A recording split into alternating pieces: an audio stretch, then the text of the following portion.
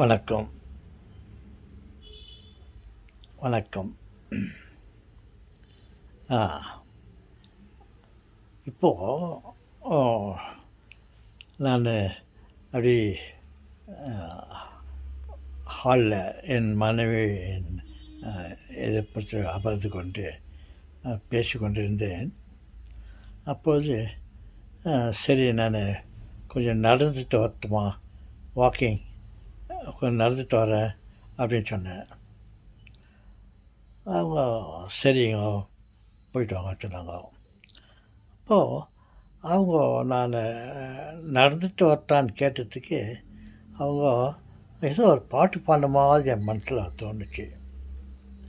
நடடா ராஜா நடடா, இந்த நாட்டில் உள்ள மனிதர்கள் உன்னை பார்த்தே தெரிந்திடவே. ஒரு முன்னோடியாக நட என்று இப்போ அவங்க சொல்கிற மாதிரி எனக்கு மனசில் தோணுச்சு. என்ன தோணுச்சு? நடடா ராஜா நடடா, நான் போய் கொஞ்சம் நடந்துட்டு வரட்டுமா, வாக்கிங் போய்ட்டு வரட்டா காலையில் அப்படின்னு கேட்டதுக்கு அவங்க போயிட்டு வாங்கன்னு சொன்னாங்க. அது எனக்கு இந்த பாட்டு ஞாபகம் வந்துச்சு. அவங்க என்னை பார்த்து இந்த பாட்டு பாடுற மாதிரி. நடடா ராஜா நடடா, இந்த நாட்டில் உள்ள மனிதர்கள் உன்னை பார்த்தே தெரிந்திடவே அப்படின்னு பாடுற மாதிரி எனக்கு தோணுச்சு. பாருங்க, அந்த நடக்கிறதுனால என்ன லாபம் இருக்குதுன்னு சொல்லுவாங்க. அது உண்மையிலே எனக்கு அதை உணர்ந்தேன். எப்படி உணர்ந்தேன்னா, நான் காலையில் படுத்துன்னு இருக்கும்போது என்னுடைய பேர குழந்தை வந்து கையில் குச்சி எடுத்துக்கின்னு என் கால் மேலே, கால் பாதத்தில் அது குச்சி எடுத்து காலை தட்டினே இருந்தான். காலை தட்டினே இருந்தான். எனக்கு ரொம்ப சுகமாக இருந்துச்சு, ரொம்ப சுகமாக இருந்துச்சு. அப்புறம் இந்த காலை அந்த காலில் அவன் பாட்டுக்கு அந்த குச்சியில் தட்டினே இருந்தான். பாருங்கள், அதுலேருந்து எனக்கு ஒரு உண்மை தெரிய வந்துச்சு. என்ன உண்மைன்னா, நடக்கும்போது குறிப்பாக வெறுங்காலில் நடந்தால் அது உடம்புக்கு ரொம்ப நல்லது. அது நடக்கிறதுனால உடலில் உள்ள அத்தனை நரம்புகளும் இந்த காலில் வந்து முடிவடைவதாக சொல்வார்கள். அந்த காலில் இருக்க அந்த முனையில் இருக்க அந்த பாதத்தில் இருக்க நரம்புகளை அப்படி தட்டினாக்கா இல்லை நடந்தாக்கா அது அதுகள் அசைவப்பட்டு ஃபுல் உடம்புக்கே அது அந்த அதிர்ச்சியை கொடுத்து ரத்த ஓட்டத்தை சரியாக வைத்து கொள்றதுக்கு முடியும், ரத்த ஓட்டத்தை அதிகப்படுத்துறதுக்கு முடியும்னு சொல்லுவாங்க. அப்போ அந்த குழந்தை என் காலை அப்படி அடிச்சுன்னு இருக்கும்போது குச்சியில் எனக்கு ஒரு மாதிரி கூசுகிற மாதிரியும் ஒரு மாதிரி இன்பமாக தெரிஞ்சிச்சு. அதில் என்ன தெரியுதுனாக்கா, காலில் அந்த பாதத்தை அடிக்கிறதோ இல்லை தட்டுறதோ இல்லை தரையில் நடக்கிறதோ நடப்பதனால இந்த காலுக்கிற நரம்புகளாக அசைவு ஏற்பட்டு முழு உடம்புக்கு ஒரு உணர்ச்சியை கொடுக்குதுன்னு சொல்லுவாங்களே. அது வந்து இந்த குழந்தை காலில் ரெண்டு கால்லையும் இந்த பாதத்தில் என்னை அடிக்கும் போது நான் அதை உணர்ந்ததோட அந்த உண்மையை நான் தெரிஞ்சுக்கினேன். நம்ம ரொம்ப நேரமாக குறைஞ்சது ஒரு 6 மணி நேரம் நம்ம நடந்தாக்கா, வெறும் காலில் நடக்கணும்னு இல்லை, பாத ரட்சங்களை போட்டு கூட நடக்கலாம்.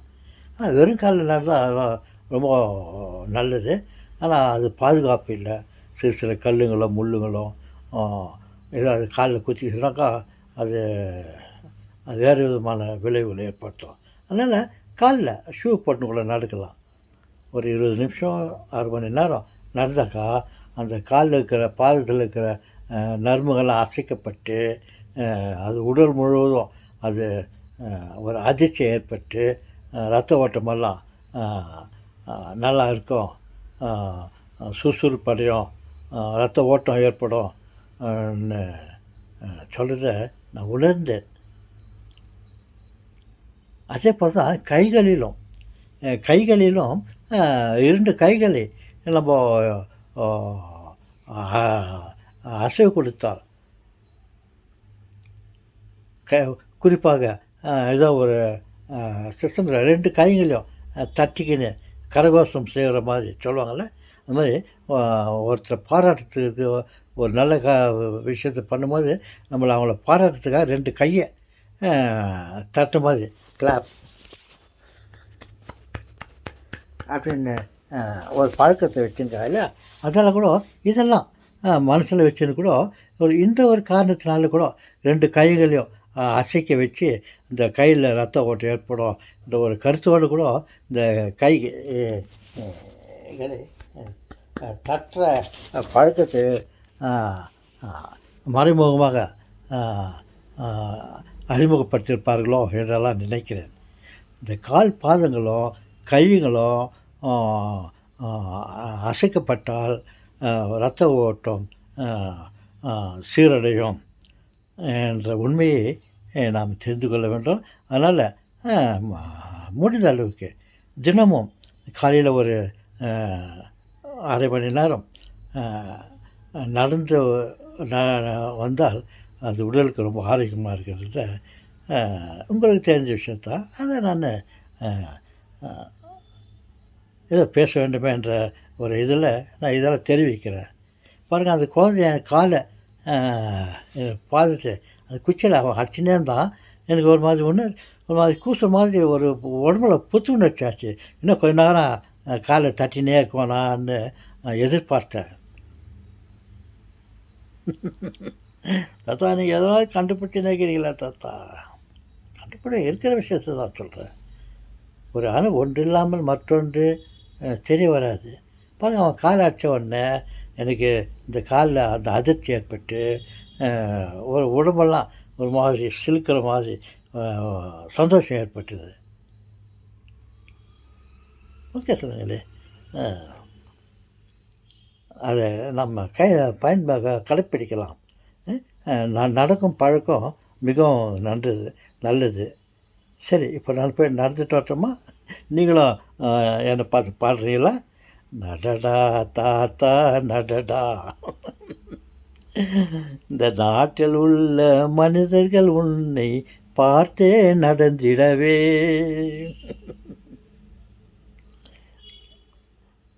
சரி செல்வங்களே, நடக்கிறேன்.